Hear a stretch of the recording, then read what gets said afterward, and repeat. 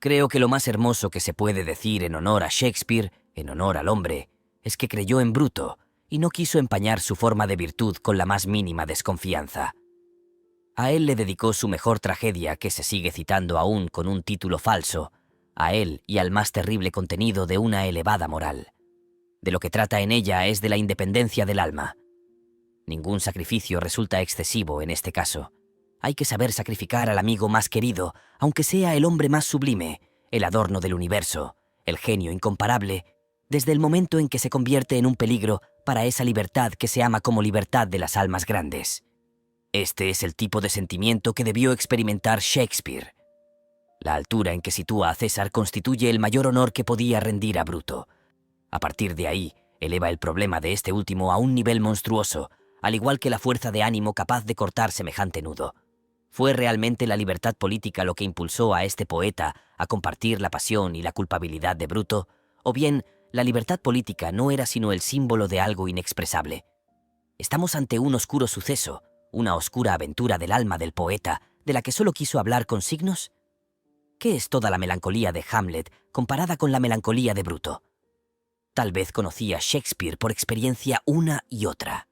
Pero cualquiera sean las semejanzas y las correspondencias secretas, Shakespeare se humilló ante el elevado carácter y la virtud de Bruto con un sentimiento de indignidad y de elogio. Su tragedia da prueba de esto. En 2 ocasiones hace salir a escena a un poeta, y las 2 veces lo cubre de un supremo desprecio con una impaciencia tal que se cree estar oyendo un grito, el grito del desprecio de uno mismo. El propio Bruto pierde la paciencia cuando ve entrar al poeta en escena, fatuo, patético, inoportuno como suelen serlo los poetas, seres que parecen estar repletos de presuntas grandezas, incluso de grandeza moral, pero que en la filosofía de la acción y de la vida apenas alcanzan un nivel de probidad totalmente vulgar. «Si él conoce su momento, yo conozco su talante, aparten al bufón», exclama Bruto. Apliquemos esto al alma del poeta que lo concibió. Lo que se observa en el contacto entre pueblos civilizados y bárbaros es que, por lo general, la civilización inferior empieza tomando de la civilización superior los vicios, las debilidades y los excesos de esta última, sintiendo a partir de ese instante que se está ejerciendo sobre ella un atractivo. Finalmente, merced a los vicios y debilidades que ha asimilado, deja que se despliegue en ella una parte de la valiosa fuerza de la civilización superior. Esto mismo lo podemos notar en nuestro entorno cercano de una forma, por supuesto, menos tangible, más sutil y sublimada, sin haber ido a explorar los pueblos primitivos. En efecto, ¿qué es lo primero que suelen tomar de su maestro los discípulos de Schopenhauer en Alemania? Discípulos que, como tales, comparados con la cultura superior de aquel, deben sentirse lo suficientemente bárbaros como para ser fascinados y seducidos por él, también, de una forma bárbara.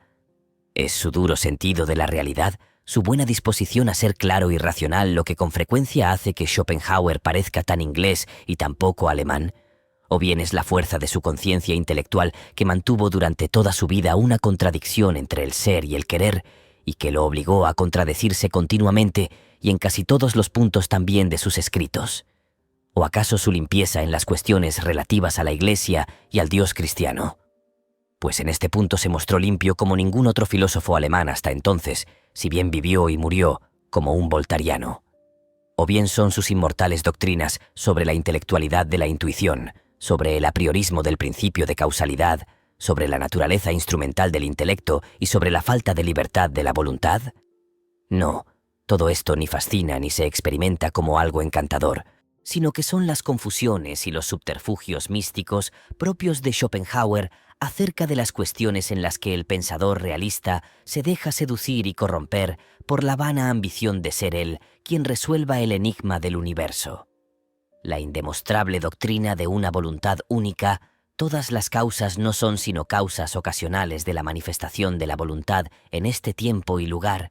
La voluntad de vivir está presente en todo ser e incluso en el menor de los seres, plena e indivisible, de un modo tan total como en todos los que existieron, existen y existirán, considerados en conjunto. Es la negación del individuo. Todos los leones no son en definitiva más que un solo león. La pluralidad de individuos no es más que apariencia, como asimismo la evolución no es más que apariencia. Schopenhauer califica al pensamiento de Lamarck como error genial y absurdo. Es la exaltación entusiasta del genio. En la intuición estética el individuo no es ya individuo, sino sujeto puro del conocimiento, sujeto atemporal, sin voluntad ni dolor. El sujeto al disolverse totalmente en el objeto de su intuición se convierte él mismo en ese objeto. Es su absurdo concepto de la compasión y de la violación que ésta hace posible del principio de individuación, como fuente de toda moral, incluyendo afirmaciones tales como las siguientes. Morir es, en definitiva, la finalidad de la existencia. No se puede negar a priori la posibilidad de que un muerto no ejerza un efecto mágico. Divagaciones y vicios de este tipo y otros parecidos del filósofo en cuestión son siempre los primeros en adoptarse, elevándolos a la categoría de artículos de fe, pues son más fáciles de imitar y no requieren un largo aprendizaje. Pero hablemos del más célebre de los schopenhauerianos que quedan en vida, Richard Wagner. Le sucedió lo mismo que a más de un artista. Se equivocó en la interpretación de los personajes que creó e ignoró la filosofía que estaba implícita en su arte más personal. Hasta la mitad de su vida, Richard Wagner se dejó extraviar por Hegel. Cometió el mismo error cuando más tarde creyó descifrar en sus personajes la doctrina schopenhaueriana y empezó a definirse él mismo mediante los conceptos de voluntad, genio y compasión. Sin embargo, lo cierto es que no hay nada tan antitético al espíritu de Schopenhauer que lo que tienen de propiamente wagneriano los héroes de Wagner. Me refiero a la inocencia del ansia suprema de sí, a la creencia en la gran pasión como el bien en sí, en pocas palabras, al carácter siegfriediano de la fisonomía de sus héroes. Todo esto tiene un tufillo spinoziano, y no mío, podría decir Schopenhauer. Wagner tendría, de este modo, excelentes razones para referirse a otros filósofos en lugar de referirse solo a Schopenhauer. El encanto que éste le produjo lo cegó no solo para los demás filósofos, sino también para la propia ciencia. Con más y más énfasis, insiste en que todo su arte sea una contrapartida y un complemento de la filosofía de Schopenhauer, renunciando ya prácticamente de manera explícita a la ambición superior de llegar a ser, sobre todo, la contrapartida y el complemento del conocimiento y de la ciencia humanos. Y no es solo toda la suntuosidad misteriosa de esta filosofía lo que le encanta a Wagner y lo que hubiese encantado también a un Cagliostro, porque las actitudes y las afecciones particulares de los filósofos también ejercieron siempre su seducción. Schopenhaueriano es en Wagner, por ejemplo, su afán por denunciar la corrupción de la lengua alemana, pero aunque se aceptara que en esto hace bien en imitar al filosofía, no se podría silenciar el hecho de que el propio estilo de Wagner se ve afectado por esa ampulosidad y esos accesos que tanto irritaban a Schopenhauer. Lo mismo que no se podría olvidar que respecto a los wagnerianos que escriben en alemán, la wagneromanía está empezando a resultar más peligrosa de lo que lo fuera nunca cualquier hegelomanía. Schopenhaueriano es en Wagner su odio a los judíos, a los que no sabe hacer justicia ni siquiera en cuanto a su mayor acción, pues ¿no son efectivamente los judíos los inventores del cristianismo? Schopenhaueriano es el intento de Wagner de considerar al cristianismo como una semilla que el budismo echó al viento y de preparar para Europa una época budista mediante una aproximación temporal a fórmulas y sentimientos cristiano-cátolos. Schopenhaueriana es la prédica de Wagner respecto de la caridad hacia los animales, en lo que Voltaire fue, como es sabido, un precursor de Schopenhauer en la medida en que, como sus sucesores, supo convertir en caridad para con los animales su odio hacia ciertas cosas y hacia ciertas personas. Al menos el odio de Wagner a la ciencia, que resalta en sus sentencias, no está inspirado por el espíritu de misericordia y de bondad, y ni siquiera, como es evidente, por el espíritu en un sentido absoluto. En última instancia, la filosofía de un artista importa poco, pues no es más que algo secundario que no perjudica a su arte. No hay que enfadarse demasiado con un artista porque alguna vez se meta en terreno ajeno, a lo mejor demasiado pretencioso. No olvidemos que todos nuestros queridos artistas son más o menos comediantes, que deben serlo, y que sin farsa difícilmente soportarían la vida a la larga. Seamos fieles a Wagner en lo que tiene de auténtico y de original, como nosotros, sus discípulos, somos fieles a lo que tenemos de auténtico y de original.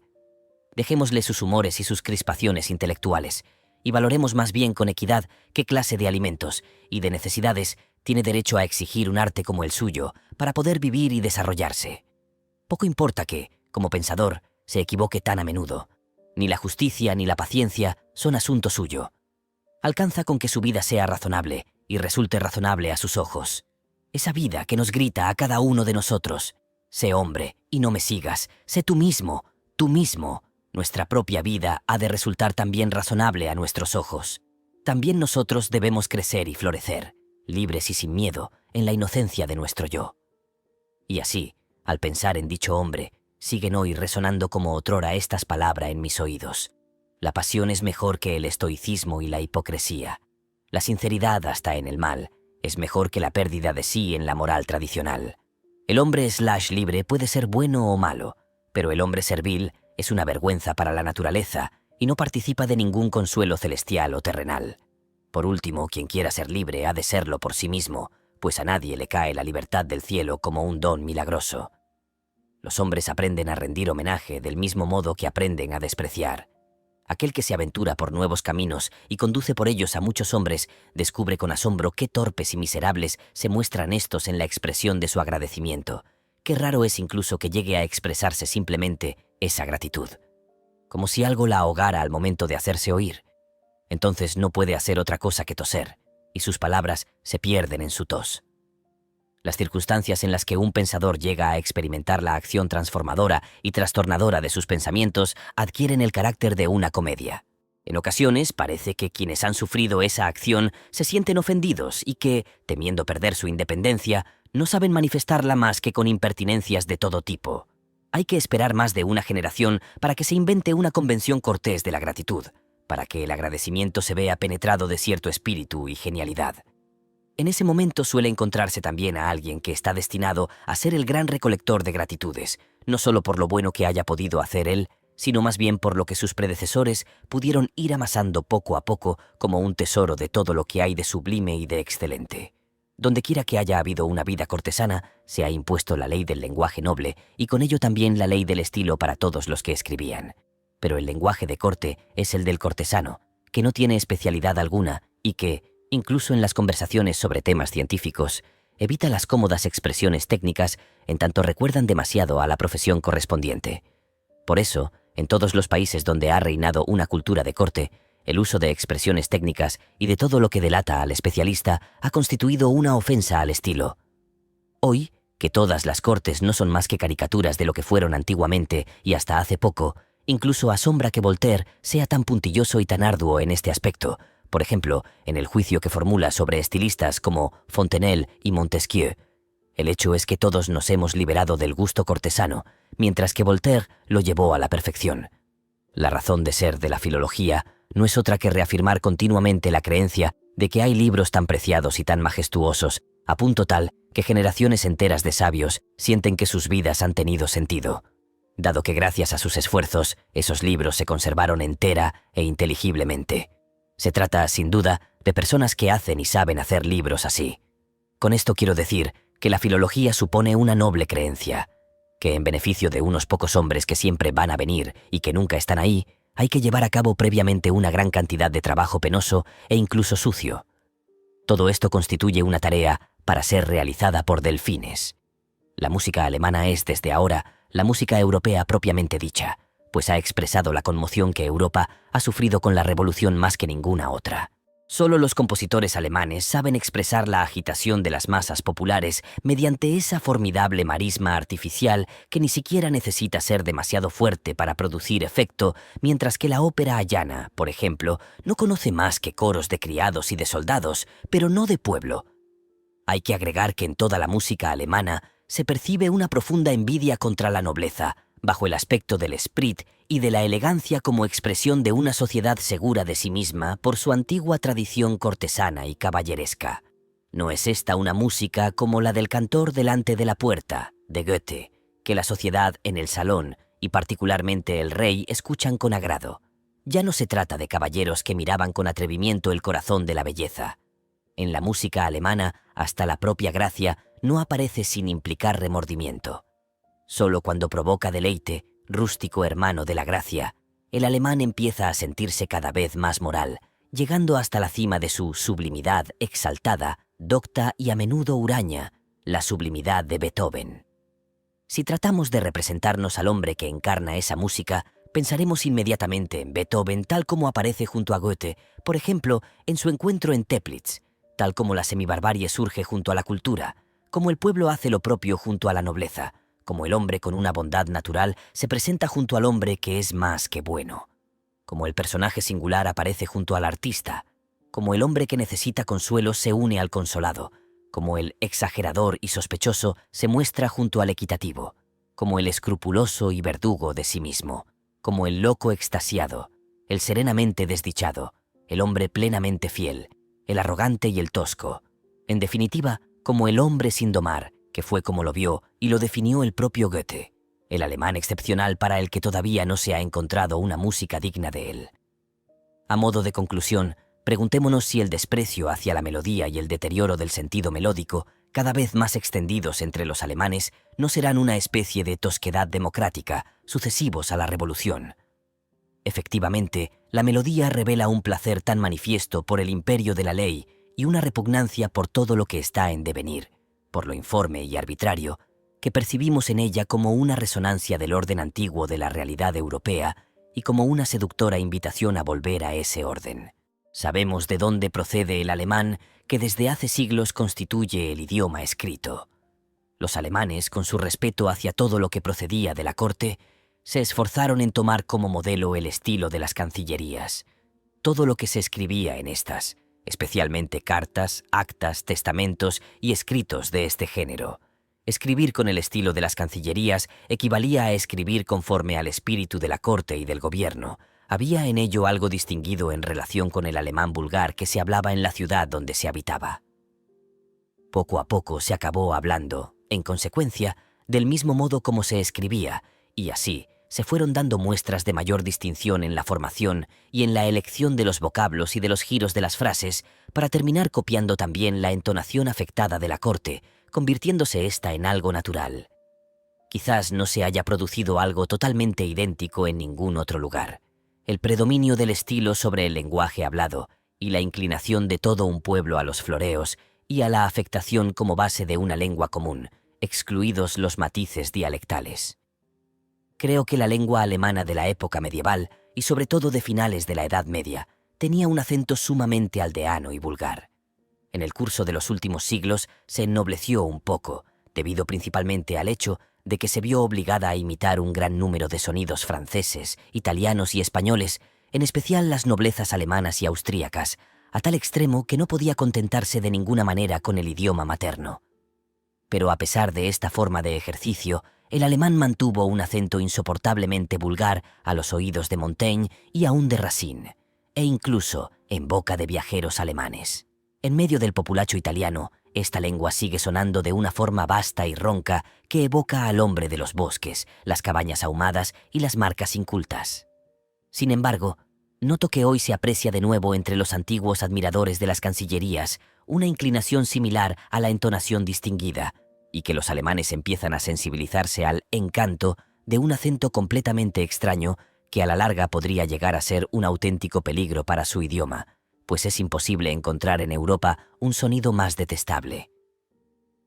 Lo que ahora les parece distinguido a los alemanes es una entonación de voz desdeñosa, fría, indiferente y abúlica, y yo percibo celo por esta forma de distinción en las voces de los funcionarios, de los maestros de escuela, de las mujeres y de los comerciantes de la generación joven. Incluso las niñas imitan ese alemán de oficial.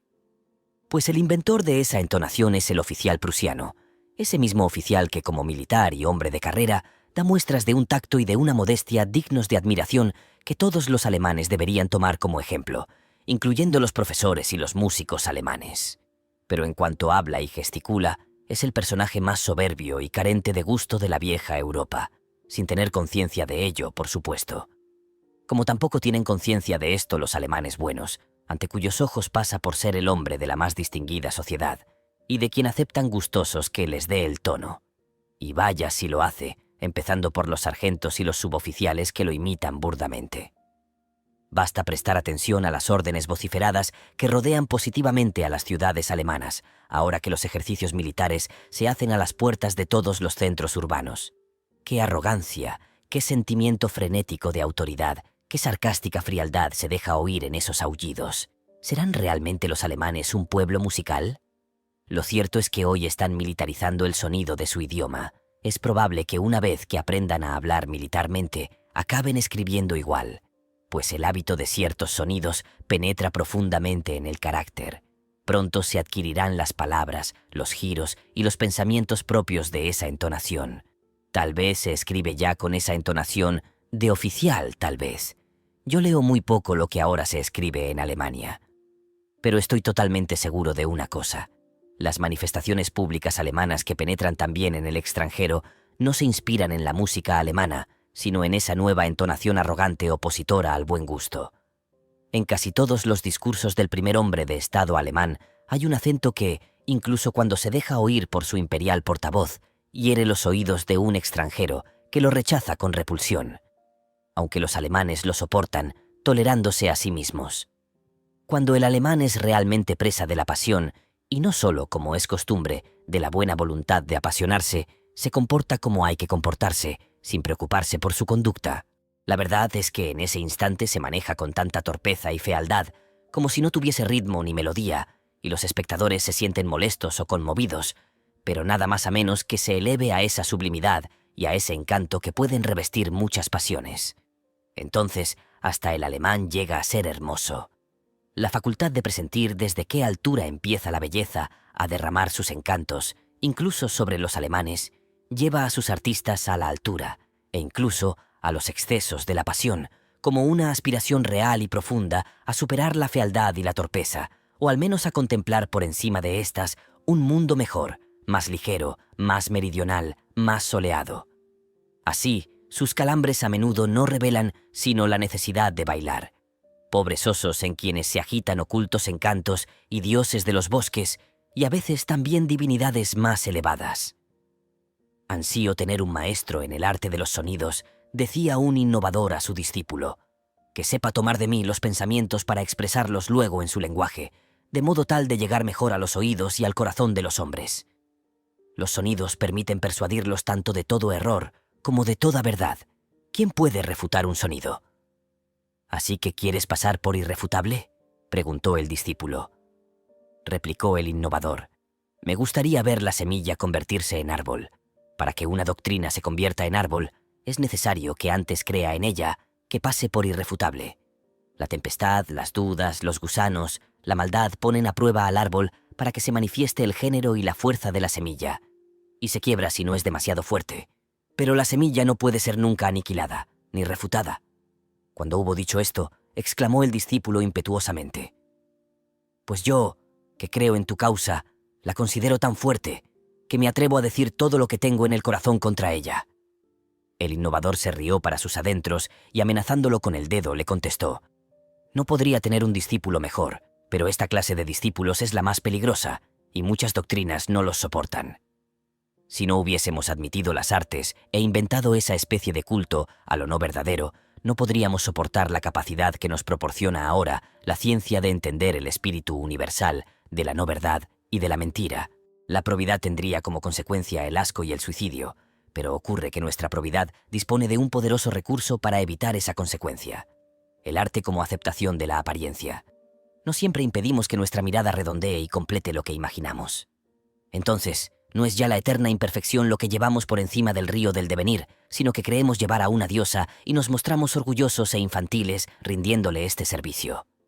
Como fenómeno estético, la existencia nos resulta siempre soportable, y en virtud del arte nos han sido dados los ojos, las manos y, sobre todo, la buena conciencia para poder transformarnos en semejante fenómeno. Es necesario que alternativamente descansemos de nosotros mismos a favor del arte que nos permite considerarnos a distancia y desde arriba reírnos de nosotros mismos o llorar sobre nosotros. Es preciso descubrir tanto al héroe como al payaso que se ocultan en nuestra pasión por el conocimiento, así como gozar siempre que podamos de nuestra locura para seguir gozando de nuestra sabiduría. Como en el fondo somos precisamente espíritus graves y tenemos más la gravedad del peso que la de los hombres, nada podría hacernos tanto bien como el gorro de loco, lo necesitamos como un remedio contra nosotros mismos. Necesitamos un arte petulante, flotante, bailarín, burlón, infantil y sereno, para no perder nada de esa libertad por encima de las cosas que espera de nosotros nuestro ideal. Sería para nosotros una recaída caer en la moral, pues, a causa de nuestra irascible probidad, y teniendo que satisfacer excesivas exigencias, acabaríamos convirtiéndonos en virtuosos monstruos y bestias. Debemos ser capaces también de mantenernos por encima de la moral, no solo de mantenernos con la tensión ansiosa de quien teme constantemente resbalarse y caer, sino también de volar y jugar por encima de ella. ¿Cómo privarnos entonces del arte? ¿Cómo privarnos del loco? Si todavía se avergüenzan de ustedes mismos, no son de los nuestros.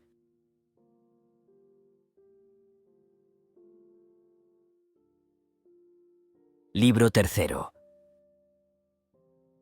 Después de muerto Buda, su sombra, enorme y espantosa, siguió proyectándose durante siglos en una cueva. Dios ha muerto, pero los hombres son de tal naturaleza que, tal vez durante milenios, habrá cuevas donde seguirá proyectándose su sombra. Y respecto a nosotros, habremos de vencer también a su sombra. Dejemos de pensar que el mundo es un ser viviente. ¿Hacia dónde iba a extenderse? ¿De qué se iba a alimentar? ¿Cómo iba a crecer y a multiplicarse? Por otra parte, sabemos qué es lo orgánico. ¿Cómo íbamos a interpretar en términos esenciales, universales y eternos, al igual que los que llaman organismo al todo, aquello que percibimos de infinitamente derivado, tardío, raro, fortuito en la corteza terrestre? Esto me repugna. Dejemos por lo pronto de creer que el todo es una máquina. Desde luego no ha sido construido con vistas a un fin, y le hacemos demasiado honor llamándolo máquina. Dejemos de presuponer que algo tan perfecto como los movimientos cíclicos de los astros cercanos a nosotros se da de una forma absoluta y en todo lugar imaginable. Solo una mirada a la Vía Láctea nos hace dudar de ello, sugiriéndonos movimientos mucho más bruscos y contradictorios, así como astros que se precipitan en una caída eternamente rectilínea y otras cosas así. El orden astral en el que vivimos es una excepción. Este orden y la duración relativa que determina han hecho de nuevo posible la excepción de las excepciones, la formación de lo orgánico. Por el contrario, el carácter del conjunto del mundo es desde toda la eternidad el del caos, en razón no de la ausencia de necesidad, sino de la falta de orden, de articulación, de forma, de belleza, de sabiduría y cualesquiera que sean nuestras categorías estéticas humanas. Desde el punto de vista de nuestra razón, los lances desafortunados representan, a lo sumo, la regla. Las excepciones no responden a un fin secreto, y la totalidad del mecanismo repite eternamente su retorno sin que pueda merecer nunca el nombre de melodía. Y para acabar, la propia expresión de lance afortunado no es sino una humanización que implica una censura. Pero ¿cómo nos íbamos a atrever a criticar o a alabar al todo? Librémonos de reprocharle falta de corazón o de racionalidad, o lo contrario a esto, pues no es ni perfecto, ni bello, ni noble, y no quiere serlo, ni aspira de ningún modo a imitar al hombre. No lo afectan ninguno de nuestros juicios estéticos o morales. No tiene instinto de conservación ni ningún otro impulso. Desconoce toda clase de ley. Dejemos de afirmar que hay leyes en la naturaleza. No hay más que necesidades. En ella nadie manda, nadie obedece, nadie transgrede. Si saben que no hay ningún fin, saben también que no hay azar. Pues la palabra azar solo tiene sentido en un inundo de fines. Dejemos de decir que la muerte es lo opuesto a la vida. El ser vivo no es sino un género de lo muerto, y un género muy raro. Dejemos de pensar que el mundo está creando eternamente algo nuevo. No hay sustancias que duren eternamente. La materia es un error como el dios de los eleatas. ¿Cuándo acabarán, entonces, nuestra preocupación y nuestros cuidados? ¿Cuándo dejarán de oscurecernos todas esas sombras de Dios? ¿Cuándo dejaremos de atribuir a la naturaleza un carácter divino? ¿Cuándo nos será permitido a los hombres volvernos naturales? Reencontramos con la naturaleza pura, nuevamente descubierta, nuevamente liberada. Durante mucho tiempo el intelecto no ha producido más que errores. Algunos de ellos resultaron útiles y acertados para la conservación de la especie, pues quien los adoptaba o los heredaba podía luchar con más ventaja por sí mismo y sus descendientes. Tales errores, que al igual que tantos artículos de fe, no dejaron de transmitirse por herencia hasta llegar a ser el fondo común de la especie humana, son, por ejemplo, los siguientes. Hay cosas duraderas, cosas idénticas. Existen efectivamente objetos, materias, cuerpos. Las cosas son lo que parecen ser. Nuestro querer es libre. Lo que es bueno para mí tiene también una bondad intrínseca. Solo muy tarde aparecieron quienes desmintieron y pusieron en duda semejantes opiniones. Solo muy tarde la verdad se reveló como la forma menos apremiante del conocimiento. Pareció que no se podía vivir con ella y que nuestro organismo estaba constituido para contradecirla, ya que todas sus funciones superiores, las percepciones sensibles y todo tipo de sensación en general, actuaban con estos vetustos errores fundamentales desde los orígenes. Aún más, estas proposiciones, incluso en el interior del conocimiento, se habían convertido en normas a partir de las cuales se determinaba qué era lo verdadero y lo no verdadero, incluso hasta en las regiones más alejadas de la lógica pura. De este modo, la fuerza de los conocimientos no reside en su grado de verdad, sino en su antigüedad, en su grado de asimilación, en su carácter de condición vital. Cuando parecían entrar en contradicción la vida y el conocimiento, no se libraba nunca una lucha seria. La negación y la duda se consideraban entonces una locura. Unos pensadores excepcionales como los eleatas, aunque establecieron y defendieron las antinomias de los errores naturales, creyeron que era posible vivir también esta antinomia. Así, inventaron al sabio como al hombre de la inmutabilidad, de la impersonalidad, de la universalidad de la intuición, a la vez como uno y todo, y dotado de una particular facultad para ese conocimiento invertido. Creyeron, de esta forma, que su conocimiento era a la vez el principio de la vida. Pero para poder afirmar todo eso, fue preciso que se engañaran sobre su propia condición y que se atribuyeran impersonalidad y duración sin cambio alguno, ignorando la naturaleza del sujeto cognoscente, negando la violencia de los impulsos en el conocimiento, concibiendo de forma absoluta la razón como actividad perfectamente libre y engendradora de ella misma, y cerrando los ojos ante el hecho de que no habían llegado a sus tesis, sino contradiciendo lo válido, aspirando al reposo, a la propiedad exclusiva, al dominio. El desarrollo más sutil de la probidad y del escepticismo hizo imposibles a tales hombres. Se puso de manifiesto que sus vidas y sus juicios dependían de unos impulsos y unos errores fundamentales que desde los orígenes afectan a toda existencia sensible. Esta probidad y este escepticismo más sutiles se desarrollaron siempre que dos proposiciones contradictorias parecían aplicables a la vida, puesto que ambas eran compatibles con los errores fundamentales, cuando era posible discutir sobre el grado de utilidad mayor o menor para la vida. Lo mismo sucedía cuando se formulaban nuevas proposiciones que, sin ser útiles para la vida, tampoco perjudicaban a ésta, como expresión de un instinto de juego intelectual que revelaba el carácter al mismo tiempo inocente y feliz de todo juego. Poco a poco se fue llenando el cerebro humano de convicciones y juicios de este tipo, y esta masa en fermentación engendró la lucha y el ansia de poder.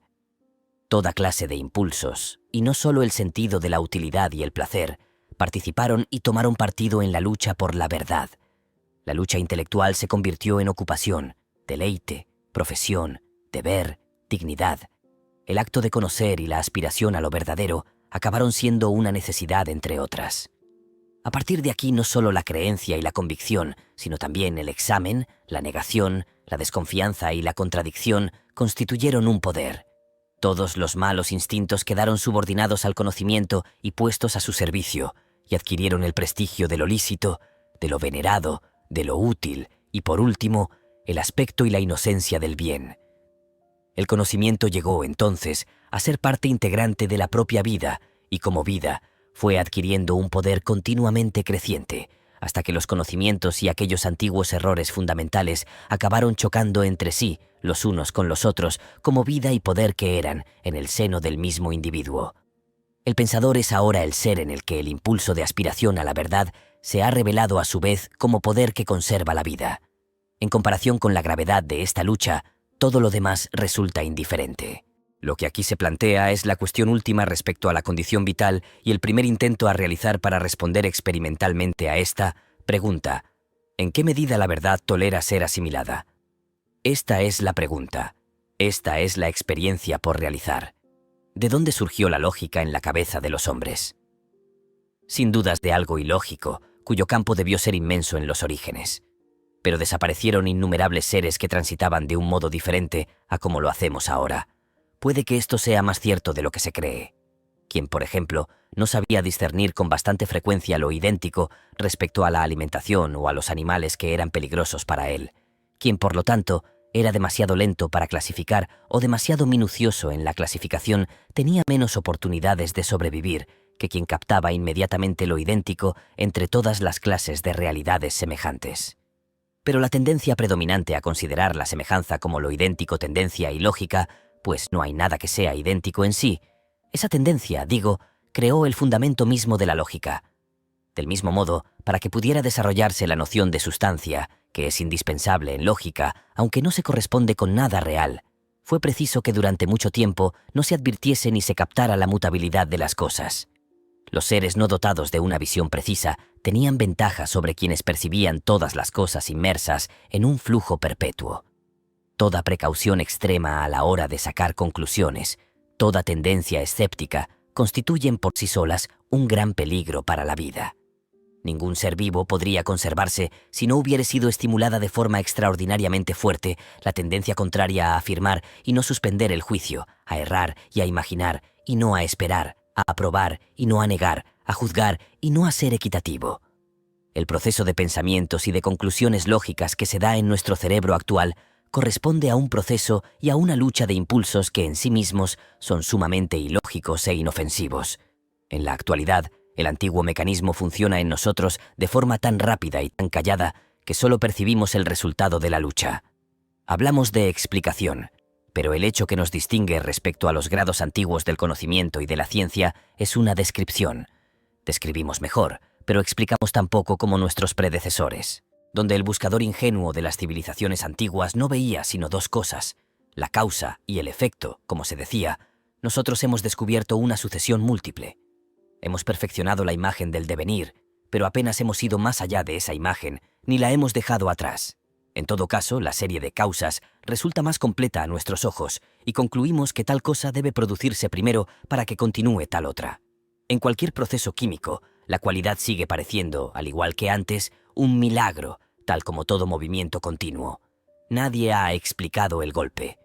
Por otra parte, ¿cómo íbamos a explicarlo? Operamos mediante cantidades de cosas inexistentes, líneas, superficies, cuerpos, átomos, tiempos, espacios divisibles. ¿Cómo podríamos explicar, si hacemos de todo una representación, nuestra representación? Basta considerar a la ciencia como una humanización relativa de las cosas.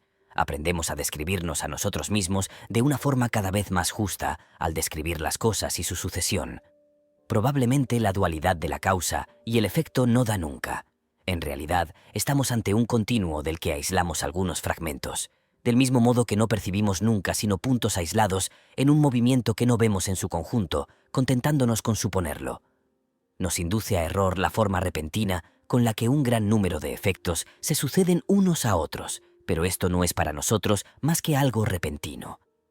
Una infinita multitud de procesos en este súbito segundo se nos escapa. Un intelecto que fuera capaz de ver la causa y el efecto, no de nuestra forma, es decir, como el ser dividido y fraccionado arbitrariamente, sino como un continuo, que pudiera, así, ver la corriente de acontecimientos, rechazaría la noción de causa y de efecto y negaría toda condicionalidad. Es necesario aglutinar demasiadas fuerzas para que nazca un pensamiento científico y a cada una hay que inventarla, ejercerla y cultivarla aisladamente. Si bien en su aislamiento estas fuerzas han ejercido frecuentemente un efecto distinto al que ejercen ahora, es en el interior del pensamiento científico donde se limitan y disciplinan mutuamente. Así, han actuado como veneno el impulso a dudar, el impulso a negar, el impulso a mantenerse a la expectativa, el impulso a coleccionar, el impulso a disolver. Se ha necesitado del sacrificio de muchos hombres antes de que tales impulsos aprendiesen a comprender su coexistencia y a considerarse como funciones de un poder organizador en el seno de un mismo individuo. Y aún estamos lejos de que a su vez se unan al pensamiento científico las fuerzas artísticas y la sabiduría práctica de la vida, y de que se forme un sistema orgánico superior respecto al cual el sabio, el médico, el artista y el legislador, como ahora los conocemos, parezcan miserables reliquias. La imagen que vemos por primera vez es construida con ayuda de todas nuestras experiencias antiguas, según el grado de probidad y de equidad que tenemos cada vez. Hasta en el campo de la percepción sensible no hay más experiencias vividas que las morales. El hombre ha sido educado por sus errores. En primer lugar, solo se ha visto imperfecto. En segundo lugar, se ha atribuido cualidades imaginarias. En tercer lugar, ha sentido que ocupaba en la jerarquía de los seres un rango falso entre el animal y la naturaleza.